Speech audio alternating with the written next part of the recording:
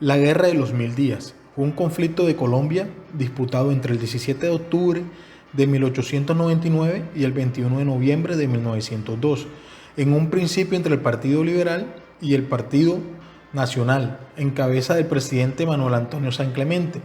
Fue derrocado el 31 de julio de 1900 por José Manuel Marroquín, representante del Partido Conservador, en alianza con el Partido Liberal, Aquileo Parra. A partir de entonces, y a pesar de dicha alianza, la guerra continuaría entre liberales y conservadores históricos. Esta guerra se caracterizó por un enfrentamiento irregular entre el ejército gubernamental bien organizado y un ejército de guerrillas liberales mal entrenados y anárquicos. Para el caso de la Guerra de los Mil Días, Miguel Antonio Caro manifiesta un interés por continuar en el poder, situación que provoca un descontento y malestar social en las élites y en los sectores populares, que van a terminar tomando como única opción la guerra civil. El conflicto tuvo como resultado la victoria del Partido Conservador, la devastación económica de la nación, más de 100.000 muertos, la desaparición del Partido Nacional y el estado en que quedó el país tras el conflicto se constituyó en la cima para que diesen algunas de las condiciones necesarias para la posterior separación de Panamá, que en ese entonces era un departamento de Colombia, en noviembre de 1913.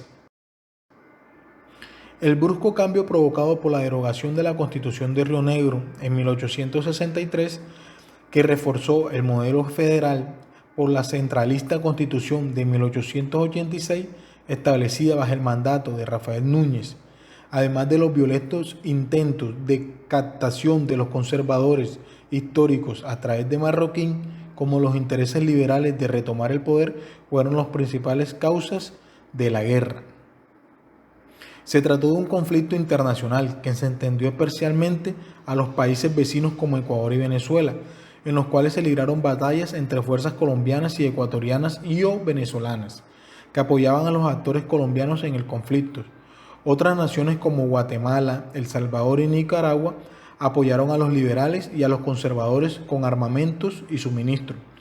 Estados Unidos también intervino en las acciones bélicas en Panamá, dando una flota norteamericana garantizaba la seguridad del istmo del Tratado de Mayarino-Bido en 1846. Causa de la Guerra de los Mil Días. Las elecciones presidenciales de 1898 se realizaron después de una campaña agitada por vientos de guerra. Desde marzo de 1897, a nombre de los liberales, Nicolás Esguerra había propuesto un Frente Nacional, con un ejecutivo plural de liberales y conservadores históricos, que excluía del gobierno a los nacionalistas. Por su lado, el Partido Conservador se oponía continuamente a todo aquello que pudiese llegar a representar el gobierno de los nacionalistas.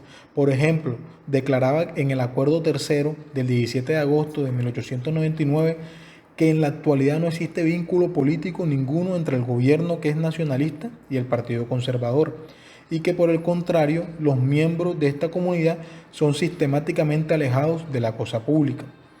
Acuerda primero declarar que el gobierno actual por su política y tendencia no corresponde a los ideales, prácticas y aspiraciones del Partido Conservador. San Clemente, debido a problemas de salud, tuvo que delegar provisionalmente el poder al vicepresidente José Manuel Marroquín. Este fue aprovechado por los conservadores históricos, ya que Marroquín era cercano a este bando. Los primeros actos de Marroquín en materia económica sorprendieron a todos. Los liberales lo aplaudieron y los nacionalistas se sintieron defraudados. Marroquín había comenzado a desmontar la política proteccionista de la regeneración y a darle vía libre al cambio. Caro le envió mensajes de urgencia a San Clemente para que viniera a posesionarse, generándose un vacío de poder que permitió que se dieran las condiciones para la guerra. San Clemente asumió el poder en los primeros días de noviembre de 1898, poniendo fin de esta forma a los 80 días de administración de Marroquín. El vicepresidente Marroquín renunció acosado por las críticas de Caro el 20 de septiembre. Las reformas políticas a favor del libre cambio que venían promoviendo los históricos y los liberales eran opuestas a los postulados nacionalistas de la regeneración, por lo que no podía darse acuerdo alguno entre las agrupaciones. A su vez, en cuanto a la concesión del estatus, los postulados conservadores y los liberales se oponían a los del Partido Nacional. La guerra se inicia con el asalto de Bucaramanga por parte de los liberales mal organizados, provocando la respuesta del gobierno central. Las primeras derrotas militares para el bando liberal comenzaron días más tarde de haber iniciado la guerra, en la batalla del río Magdalena, el 24 de octubre de 1899. En la búsqueda de poner orden al país, el sector conservador se dividió en históricos y nacionales, poniéndoles en desventaja frente al Partido Liberal. Sin embargo, los abanderados históricos lograron derrocar al presidente San Clemente, que fue reemplazado por José Manuel Marroquín.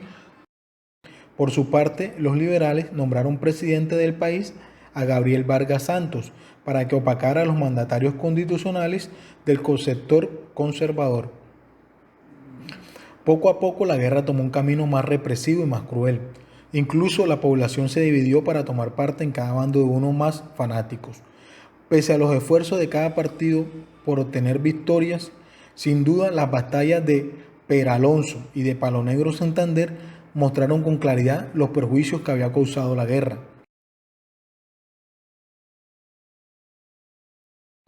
En la primera, los liberales obtendrían su última victoria para el Partido Liberal, de manos de Rafael Uribe Uribe, en Palo Negro, el 25 de mayo de 1900. Los conservadores detuvieron a sus enemigos forzándoles a un combate sin sentido y carente de significado para los partidos. Los liberales querían lograr a toda costa la victoria, pero ante la violencia, en este partido también se divide en pacifistas y belicistas.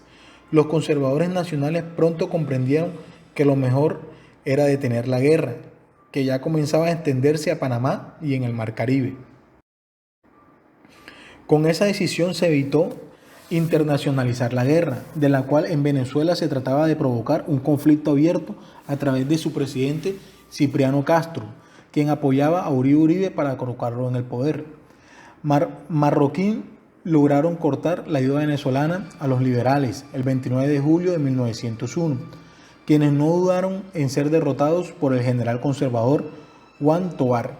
El general Uribe Uribe se vio entonces obligado a rendirse de manera gallarda, pero con algunas condiciones.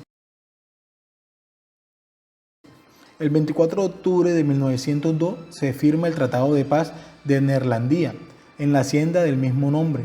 Aún así, los combates solo se terminaban en noviembre de ese mismo año en Panamá, donde combatían los nativos Almirante Padilla liberales y el Lautaro de propiedad chilena expropiado por los conservadores, donde fueron derrotados los conservadores. Con la muerte del general Carlos Albán, que viajaba en el Lautaro, el Istmo de Panamá quedaba sin representante y es nombrado don Aristides Ariona. Más tarde vino la constante amenaza de la Marina estadounidense, enviado por el gobierno de Theodore Roosevelt, para proteger los futuros intereses en la construcción del Canal de Panamá. Los liberales del general Benjamín Herrera se vieron entonces obligados a deponer las armas. El Tratado de Paz definitivo se dio lugar el acorazado estadounidense Wisconsin el 21 de noviembre de 1902, en donde el general Lucas Caballero Barrera, en calidad de jefe de Estado Mayor del Ejército Unido del Cauca y Panamá, junto con el coronel Eusebio Morales, secretario de Hacienda de la Dirección de Guerra del Cauca, en representación del general Benjamín Herrera y del Partido Liberal, se reunieron con el general Víctor Salazar, gobernador del Departamento de Panamá, y el general Alfredo Vázquez Cabo, jefe del Estado Mayor del Ejército Conservador de la Costa Atlántica. El Pacífico y Panamá firmaron en representación del gobierno el fin de la guerra. Las consecuencias económicas de la guerra de los 1000 días. Durante esta guerra, el gobierno conservador optó por la fabricación de grandes cantidades de papel moneda para cubrir los gastos militares. Esta estrategia originó una progresista devaluación y un aumento de circulante monetario, lo que ocasionó una elevada inflación con el aumento de los precios de los productos de consumo de la población. A su vez, las transacciones de importación y exportación se realizaban obligadas por el Estado, con papel moneda, lo que dificultó con la inflación y la devaluación fluctuante los negocios entre los comerciantes.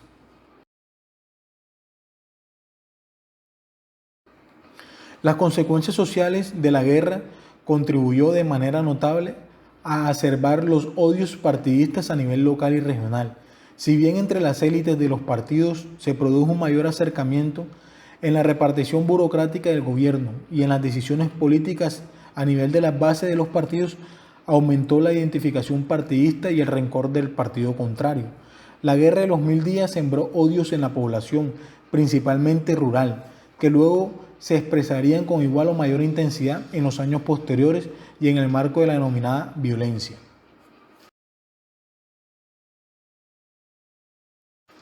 Las consecuencias políticas. La guerra de los 1000 días movilizó amplios sectores del Partido Conservador a buscar un punto de equilibrio que tuviera en cuenta al Partido Liberal en la administración del Estado y en la política. Desde 1903 se luchó en el Congreso por la aprobación de una ley que permitiera la participación liberal en todos los entes representativos del gobierno. Sin embargo, la resistencia de un buen sector de los conservadores nacionalistas frustró los primeros intentos de organizar el gobierno bipartidista. En conclusión, las consecuencias de la guerra, Colombia quedó devastada. Se dio una gran crisis económica que se agravó con la separación de Panamá el 3 de noviembre de 1903 y la deuda de los gastos militares en los que incurrió el gobierno. El país estaba empobrecido, sus industrias y vías de comunicación se encontraban destruidas y la deuda externa e interna eran considerables. Tanto así que la libra esterlina, tipo de cambio de la época, había pasado en 1898 del 15,85 pesos hasta llegar a cotizarse en 1903 a 505 pesos. A su vez, a causa de la derrota de los nacionalistas, se firmó la Ley 33 de 1903, que establecía el patrón de oro para controlar la emisión monetaria, recogiendo el circulante que había sido emitido durante la regeneración. Prohibido cualquier nueva impresión de moneda fiduciaria y aducinó que había suspendido las emisiones de papel moneda como recurso fiscal mediante el decreto 217 de febrero de 1903. Durante la guerra, unos 75.000 hombres fueron movilizados en total por ambos bandos, que llegaron incluso a reclutar niños soldados, dejando unas 39.000 bajas como máximo. Al país les costó proteger el delicado equilibrio de la paz durante aproximadamente 45 años. Muchas gracias.